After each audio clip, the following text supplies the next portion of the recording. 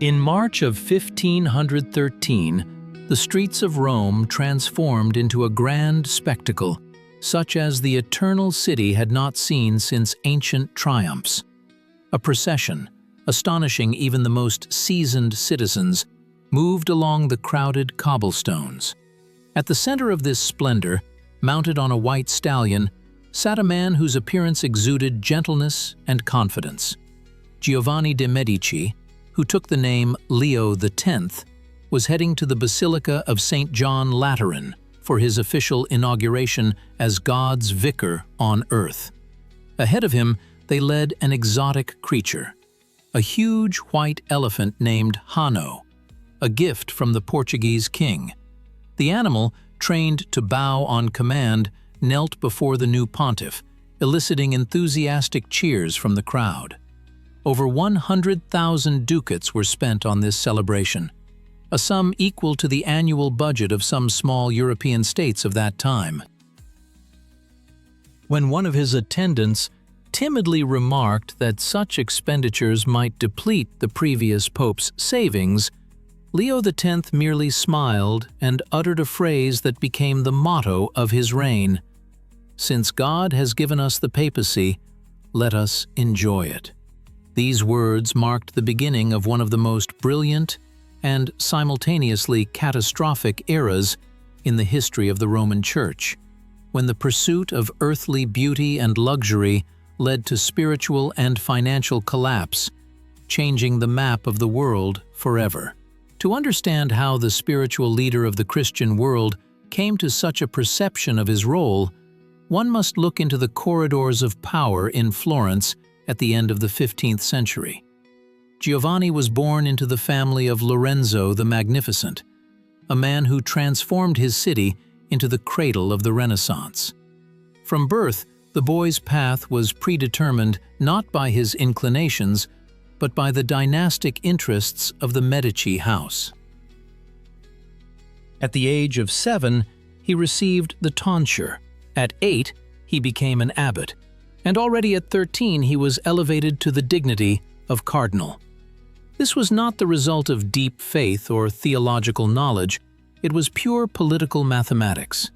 His father understood that control over the church was the highest form of power, capable of protecting family banking assets and ensuring influence on the international stage. Young Giovanni grew up surrounded by the greatest minds of the era. His teachers were humanists and poets who instilled in him a love for ancient literature, music, and refined art. Christian humility in this system of upbringing held an honorable but far from primary place. When he arrived in Rome to participate in the conclave, he brought with him not the asceticism of a hermit, but the aesthetics of the Florentine court, believing that the true greatness of faith should be expressed in material perfection and intellectual superiority. The world inherited by the new pontiff was in a state of fragile equilibrium. His predecessor, Julius II, was known as the warrior pope, who spent more time in armor on battlefields than in prayer. He left behind expanded borders of the papal states and full chests of gold, but also a deep weariness of society from constant conflicts. Leo X seemed an ideal contrast, peaceful, educated, a generous patron of the arts. He promised Rome a golden age, and in the first years of his reign, he truly created the illusion of an earthly paradise. The Vatican became the largest construction site in Europe. The pontiff invited the best masters of the time, including Raphael Sanzio, whom he commissioned to paint the papal apartments and design tapestries for the Sistine Chapel. Rome became a magnet for artists, sculptors, and writers, each hoping to receive a share of the seemingly inexhaustible wealth of the Medici. The city grew. New villas were built, gardens were laid out, and evenings were spent in endless theatrical performances and musical concerts, where the Pope personally evaluated the skill of the performers. However, behind this facade of cultural flourishing, a dangerous economic reality was hidden.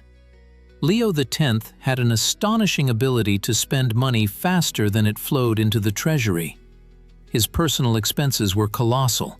His passion for hunting required the upkeep of a huge staff of gamekeepers and country residences, such as Villa Magliana, where the pontiff spent weeks pursuing deer and wild boars. His feasts became legendary.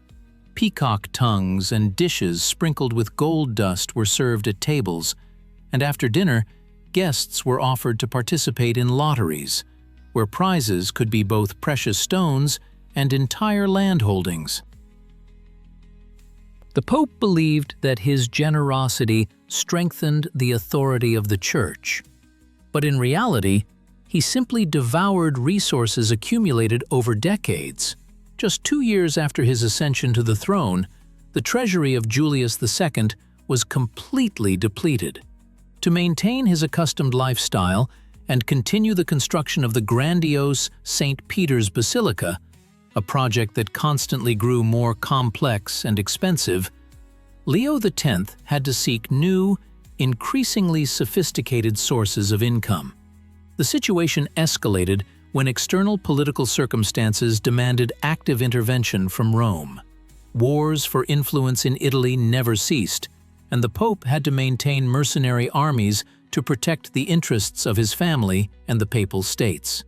An unsuccessful attempt to place his nephew on the throne of the Duchy of Urbino cost the treasury more than 800,000 ducats. This was a financial disaster.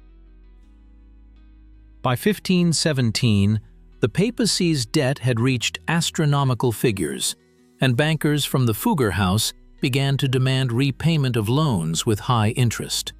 At this moment, the internal conflict between the pontiff's aesthetic ambitions and the harsh reality of bankruptcy reached its peak.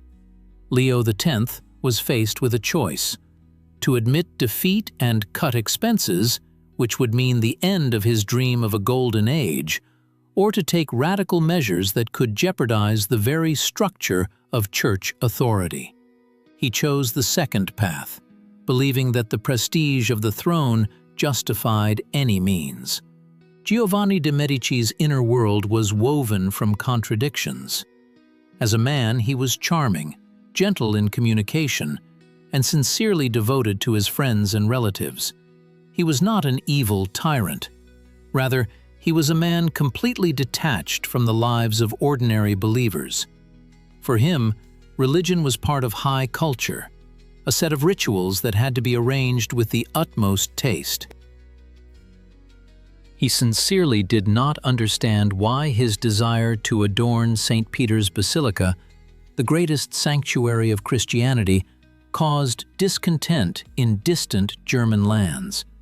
His personal doubts, if they existed, drowned in the endless stream of flattery from courtiers. He surrounded himself with people who confirmed his right to any whim, convincing him that the Vicar of Christ stood above earthly economic laws. This psychological comfort played a cruel trick on him. The Pope lost touch with reality, ceasing to notice that the foundation of his power was beginning to crack. The solution came in the form of an old church practice elevated to an absolute. The sale of indulgences, writs of remission of sins, had existed for centuries, but under Leo X, it turned into a well-oiled business mechanism with signs of aggressive marketing. A large-scale campaign was announced to finance the construction of St. Peter's Basilica. Special commissars were sent throughout Europe, whose task was to convince believers that the purchase of the coveted parchment guaranteed not only the forgiveness of their own transgressions, but also the liberation of the souls of their deceased relatives from purgatory. In Germany, this process was led by the Dominican monk Johann Tetzel, whose slogans were so straightforward that they bordered on blasphemy. He claimed that as soon as a coin fell into the box and chimed, the soul immediately left the place of suffering and went to heaven. This campaign was not just a fundraising effort, it was an attempt to monetize divine grace to cover debts incurred for banquets and works of art. The philosophical conflict here ran deeper than mere corruption. It was about the clash of two value systems. On one side stood Renaissance Rome, believing that the external beauty and splendor of the Church reflected the celestial order and that any financial manipulation was permissible to achieve this ideal. On the other side was the burgeoning demand in Northern Europe for a return to evangelical simplicity and individual responsibility before the Creator. Leo X saw the Church as a corporation, of which he was the head, and considered it his duty to make it the most brilliant and influential in the world. He did not realize that turning spiritual sacraments into commodities devalued the very essence of faith in the eyes of those who sought solace in the Church, not theatrical spectacle. The contradiction between the luxury of the Vatican and the poverty of the parishioners, whose last savings went to build the dome in Rome, created a tension that could not be contained indefinitely. The turning point came in late October 1517, when a young monk named Martin Luther nailed his 95 Theses to the church door in Wittenberg. Initially, Leo X dismissed this as a minor, monkish squabble, unworthy of his attention. He was too busy planning another hunt and negotiating the appointments of new cardinals from among his relatives. When rumors of growing discontent in Germany reached him, he brushed them off, believing that Rome's authority was unshakable. However, Luther struck at the most painful point. His arguments against the sale of indulgences resonated not only with theologians, but also with ordinary people, and, more importantly, with German princes who were tired of seeing huge sums of money flow from their lands into Italian banks. The system built by the Medici began to falter when it became clear that spiritual authority could not be restored as easily as a bank account could be replenished. The realization of the seriousness of the situation came to the Pope too late. Instead of initiating dialogue and implementing necessary reforms, he chose the path of harsh suppression. In 1520, a bull excommunicating Luther was issued, which the pontiff began with a poetic appeal for the Lord to rise against the wild boar, devastating the Lord's vineyard. But the time when a papal word could stop armies had passed. Luther's theses, thanks to the recently invented printing press, spread like wildfire. Every new action by Rome only confirmed the reformers' accusations of pride and avarice at the throne. Leo X, who so valued enlightenment and books, suddenly found himself in the role of censor and persecutor of new ideas, which utterly destroyed his reputation as a wise and liberal ruler. His attempt to preserve the unity of the Church through force only accelerated its schism. The final clash of forces occurred in 1521 at the Diet of Worms. Here, not just people but two epochs collided. On one side was the power of the Holy Roman Empire and the Catholic hierarchy, backed by all the splendor and gold of Rome. On the other, a single man who refused to recant his beliefs. Leo X, from the Vatican, followed events through the reports of his legates. He still hoped that political alliances and diplomatic cunning would allow him to maintain control of the situation. But he failed to consider that an ideological fire cannot be extinguished with gold, especially if there is no more gold in the treasury. The failure of attempts to stop the Reformation became his personal defeat as a politician and as a spiritual leader. He dreamed of entering history as a pope who united Christians against an external threat, but in the end, he became the one under whom Christianity split into warring camps. The culmination of his life arrived suddenly in December of 1521. After a short illness, Leo X died at the age of 45. His passing was as paradoxical as his reign. The man who had spent millions on luxury, art, and festivities left behind such debts that there were no decent candles for his own funeral. They had to be borrowed from neighboring parishes. The body of the Pope, who once rode through Rome on a white elephant surrounded by gold, was interred in haste, and his personal belongings were immediately confiscated by creditors.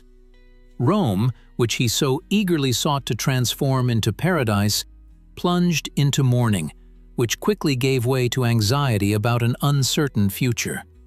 The treasury was empty, the reputation of the Holy See undermined, and in the north, the flames of Protestantism were already blazing, a fire that none of his successors ever managed to extinguish completely. The resonance of this story is felt even today, more than 500 years later. The case of Leo X is a classic lesson in how a lack of moderation and the detachment of the ruling elite from the needs of society lead to the collapse of even the most powerful institutions.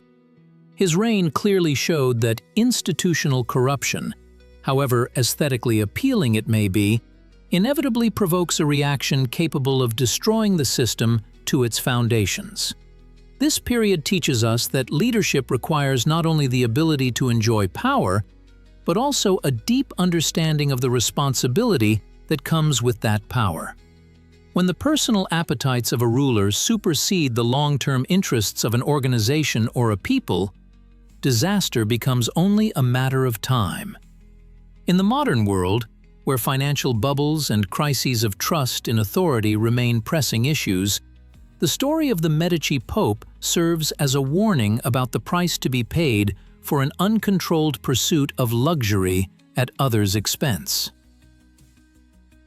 The transformation of the church structure, initiated as a response to the abuses of the era of Leo X, led to the emergence of the modern world, with its diversity of opinions and faiths. However, the price of this transition was enormous. Decades of religious wars, ruined lives, and the lost cultural unity of Europe. We see that even the most benevolent intentions, such as the creation of masterpieces of art and architecture, can lead to devastating consequences if they are built on a foundation of injustice and deceit.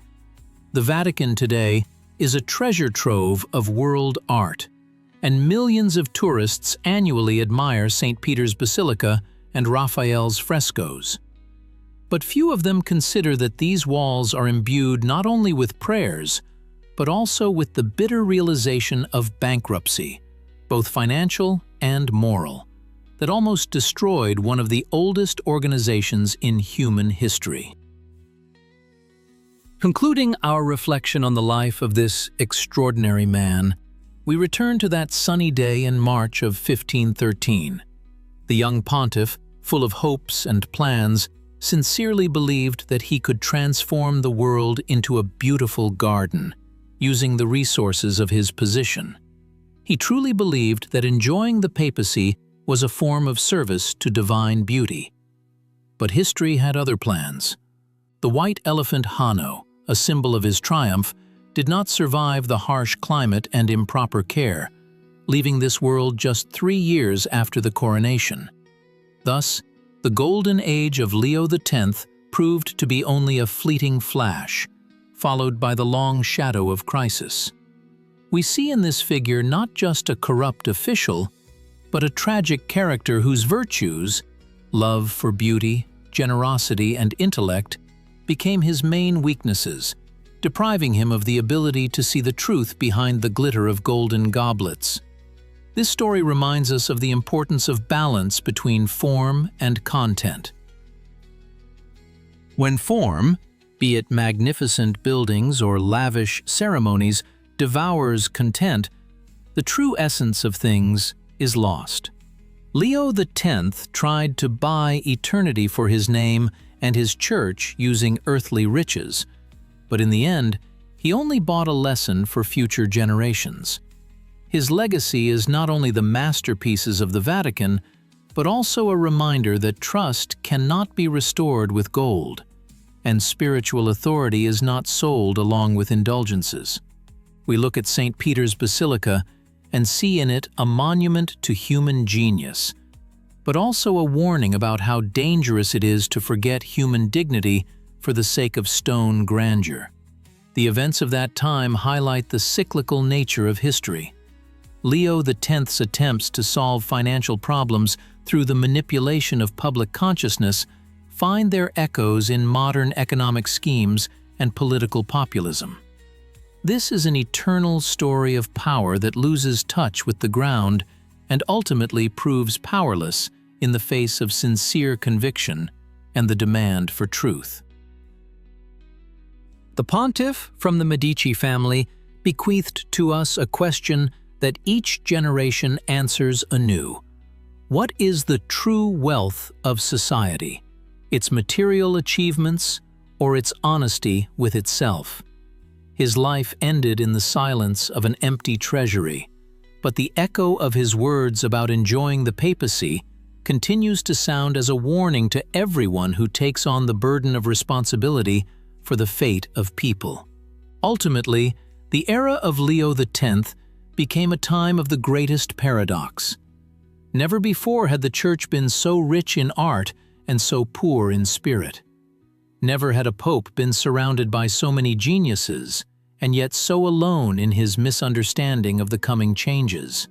His bankruptcy was not merely the absence of coins in chests, it was the bankruptcy of the idea that the world could be bought and adorned without considering the inner truth of each individual. History put everything in its place.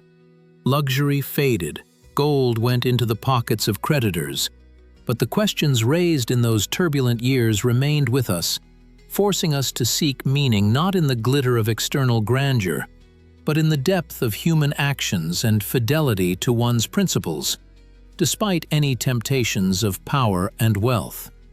Thus we see that the path from a triumphant procession on a white elephant to an inglorious funeral by the light of borrowed candles took only 8 years, 8 months, and 20 days.